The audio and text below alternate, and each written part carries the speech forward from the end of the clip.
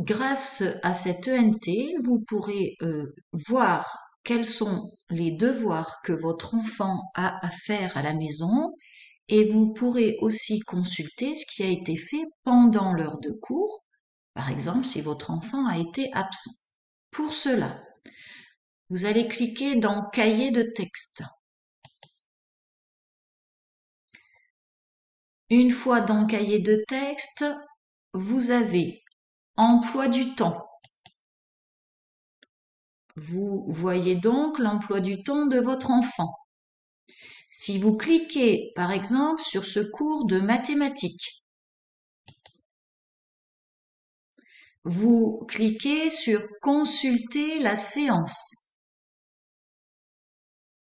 Le professeur a mis le contenu de la séance, c'est-à-dire ce qu'ils ont fait pendant l'heure de cours, et en dessous, vous trouvez le travail qui est à faire à la suite de ce cours. Donc, les devoirs, ce qui a été fait pendant le cours. Vous pouvez aussi tout simplement aller dans Travail à faire et vous aurez ici tout le travail qui était à faire, par exemple pour le 8 septembre. Il y avait de l'anglais, il y avait de l'histoire géo, des mathématiques. Pour le lendemain, il y a de l'espagnol, etc., etc. Donc, deux possibilités pour voir le travail à faire.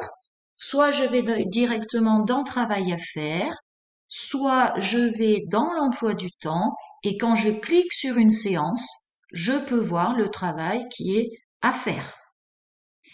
Ici, vous avez des petits rectangles en couleur. Cela signifie que par exemple pour cette séance de mercredi, il y a des devoirs à faire en espagnol. Quand le petit rectangle du milieu est complété, c'est que le professeur a déjà complété quelque chose dans la séance. Donc, soit vous pouvez voir l'emploi du temps comme ceci sous forme de calendrier, soit sous forme de liste. Vous avez les matières de la journée, ce qu'il y a dans la séance et le travail qui est à faire. Donc, vous avez plusieurs façons de voir le travail à faire et ce qui a été fait pendant la séance. Et ça permet aussi de voir correctement l'emploi du temps de votre enfant.